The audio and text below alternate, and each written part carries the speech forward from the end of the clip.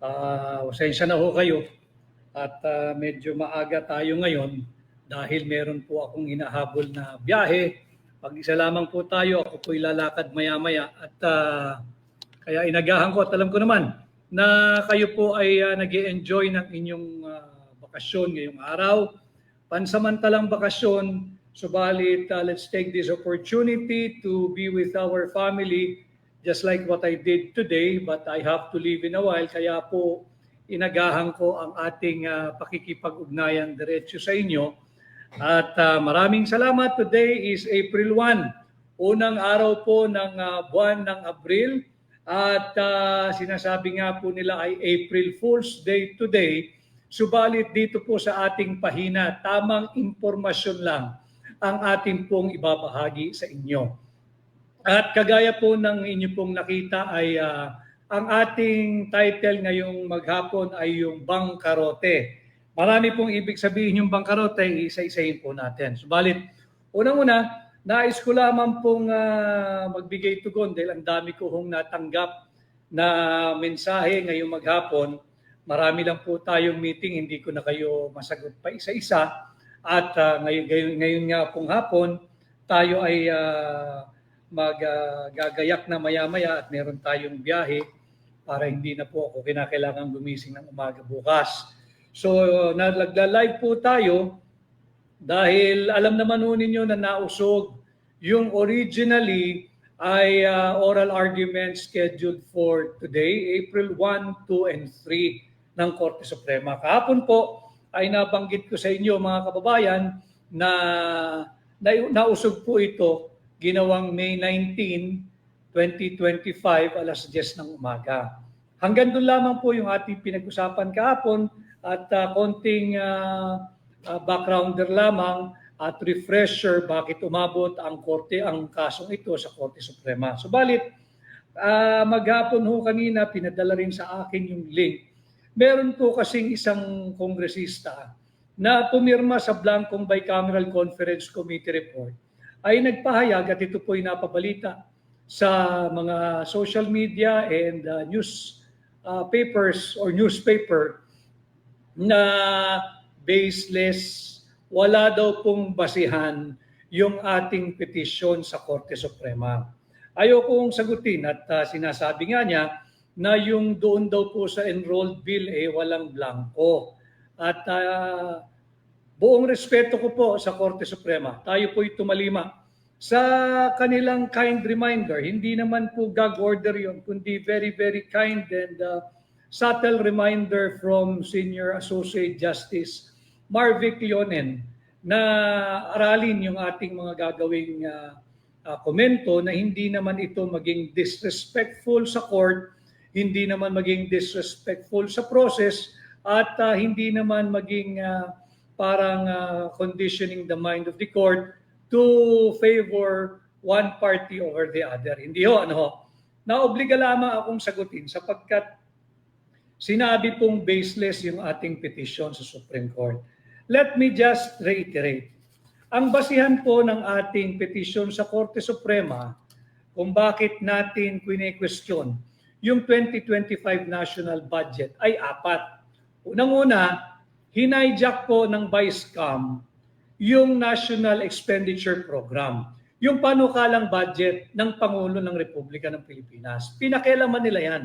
At talaga namang mangled beyond recognition yung ating 2025 national budget, way beyond the actual figures proposed and presented by the Office of the President. Una po yun. Pangalawa, unconstitutional dahil binigyan ng zero funding o zero budget, bokya, ang PhilHealth.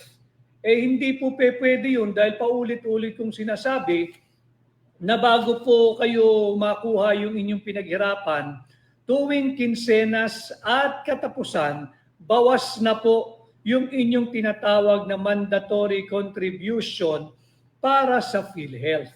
Ito po yung pangalawang ground natin ng unconstitutionality, that there is no way that the national government can propose a zero budget, but honestly, hindi naman nag-propose ang gobyerno ng zero budget. Pinakialaman lang po ng Vice kami. Meron pong allocation pinanukala ang tanggapan ng Pangulo. Subalit, nung dumaan ito sa Vice-Cam, naging zero yung funding ng PhilHealth. So, hinijak nga talaga ng Vice-Cam yung NEP. Pangatlong ground po natin, higit na malaki po yung funding o allocation na binigay ng Vice-Cam sa public works. Bawal po iyan sapagkat malinaw sa ating saligang batas. Napakaraming provisions. But let me just center on two provisions of our Constitution. Both can be found in Article 14. First, Article 14, Section 5. Malinaw po dyan sinasabi na ang education sector shall be given the highest budget allocation or budget priority. Pag sinabi mong budget, pera yun. Budget nga eh. Budget. Malinaw po sa Article 14, Section 5. Susugan pa po niyo yan ng Article 14, Section 1 na sinasabing right of every Filipino. Karapatan po ng bawat Pilipino to have full access to quality education. Full access po sa quality education at all levels o sa lahat ng baitang o sa lahat ng grado. Malinaw po yan. So, yung patungkol sa education sector not receiving the constitutional directive to have the highest budget priority or allocation, violation po yan ng saligang batas. At panghuli, itong nagbibida-bidahan po na kongresista, hindi ko na po babanggitin yung pangalan niya, masisira lang po yung araw ninyo. Masisira lang po yung araw natin pare-pareho at mapopromote lang yung kanyang walang kwentang party list na walang gawin kundi magbigay ho ng ayuda. Sinabi niya na in order daw po yung budget preparation, yung pagpasa ng budget, lahat daw po yan ay above board. Paanong naging above board? Isa ka pa, miyembro ka ng Bicameral Conference Committee, pumirma ka sa blankong Bicameral Conference Committee report. Kaya naman, again, with all due respect to our Supreme Court, sapagkat sinabi naman po sa maraming desisyon din, the media and the public has the right to know informations and matters concerning public interest. Such as ano na ba ang estado nitong kaso natin for the declaration of the invalidity and unconstitutionality of the 2025 national budget. Malinaw po yan. That the public has the right to have access to legitimate information on all matters that is imbued or invested with public interest without fear of any punishment or without subject to prior restraint. Kaya po sasagutin ko lang, itong nagpapakalat po ng fake news na wala daw pong basihan yung ating petisyon sa Korte Suprema questioning the constitutionality of the 2025 national budget. Ito po kasi yung pinagmulan yan. Ulitin ko, pakita ko lang po ulit yung Bicameral Conference Committee report. Ito po yan. Pirmado, nakita naman ninyo Pirmado. At ang nandito po ay napakaraming blanco. Para lang pangit kasi na magpag-gaslight po tayo Yung pahintulutan natin sila na bilugin po ang ulo ninyo. Pagamat ngayon po ay April 1, I do not want you to be fooled by any member of Congress na lumalabas sa pahayagan na wala daw pong basihan yung ating petition pending before the Supreme Court. Ayan po, linaw-linaw, minarkahan ko na nga po, blanco Diba? Blanco yan there are 18 items na blanco. Hindi ko na po ipakita sa inyo lahat. Just some so that to refresh your memory at i-debunk po natin yung fake news ng mambabatas na yan. Member po ng party list yan na walang ginawa kundi mamigay po ng ayuda. Tatalakayin din natin bakit bangkarote yung title natin ngayon.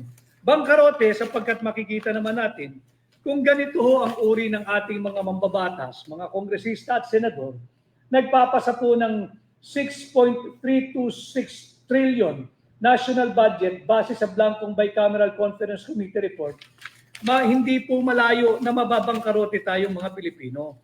At pag wala na po tayong pera, mangungutang po ang gobyerno. At pag nangutang po ang gobyerno, babayaran po natin yun. Babayaran po natin yun sa pamamagitan ng ating mga buwis. Ito pa ho. Para lang makita ninyo. No? Para lang makikita ninyo.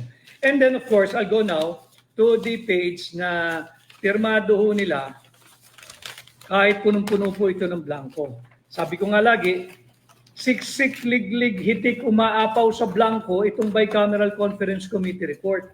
At kaya tayo ay nagtungo na sa Korte Suprema para matigil na po itong malpractice na ito na pagsasalaula sa ating saligang batas. Hindi po natin ito dapat pahintulutan dahil pera po nating mga Pilipino ito eh.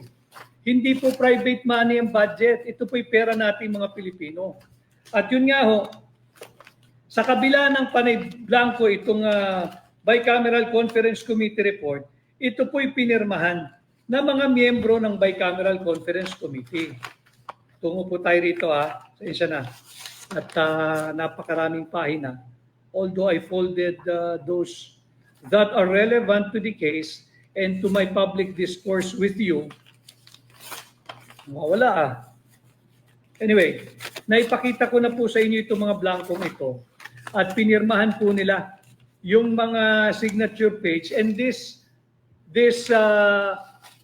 final approved, ratified, and filed Bicameral Conference Committee report. Na-file po yan December 11.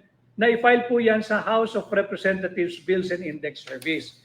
Kahit po ito ay blanco, pinirmahan po ito ng mga miyembro ng Bicameral Conference Committee report mula sa Senado. Kaya nga po yung notice kahapon ng Korte Suprema, pinatatawag po at hinihingi ang presensya ng chairman ng Committee on Finance ng Senado na si Senadora Grace Poe. On the part of the House of Representatives, pinatatawag din po ng Korte Suprema at required ang presensya nung congresswoman po ng Marikina, yung Stella Kimbo. Yung nagsabing wala daw pong blanco nung simula at nung ipinakita na namin at nagkaipit-ipit na, ang itinuro, ang inilaglag ay yung mga miyembro ng Technical Working Group ng Bicameral Conference Committee report na empleyado po ng Senado at ng mababang kapulungan. Kaya po sa pagdinig na gaganapin sa May 19, pinatatawag po ang presensya ni Senadora Grace Poe, ni Stella Kimbo at yung mga miyembro po ng Technical Working Group. Parehas ng Senado at ng mga mababang kapulungan. Kawawa po, hindi naman po sila talaga ang layunin natin dito na maihabla. Subalit sila po ay sinasangkalang. Tandaan ninyo yung news report ni Congresswoman Stella Kimbo na ituloy po yung ministerial at ang naglagay daw po ng mga halaga sa blanco ay yung mga empleyado ng Senado at ng mababang kapulungan na miyembro ng Technical Working Group. Bawal po yun. Hindi ba? Falsification of legislative document po yan. At usurpation po yan ng legislative authority. At violation po yan ng Anti-Graft and Corrupt Practices Act. Kawawa yung ating matitino at tapat na mga manggagawa sa Senado at sa House of Representatives. Wala naman silang pakinabang dito sa budget na ito eh. Kaya kagaya po ng aking laging sinasabi, ang punot dulo, ang ugat, ang simulat katapusan ng kahirapan ng Pilipinas ay ang korupsyon na nag-uugat sa ating taunang budget. Ngayon, balikan po natin yung nagpapakalat ng fake news. Dahil isa po ako sa petitioner dito, kami po ni Congressman Sid Ungab, wala raw pong blanco yung Bicameral Conference Committee report. Naipakita ko po sa inyo. At sinasabi niya na yung daw pong enrolled bill doctrine, may nalalaman po itong enrolled bill doctrine.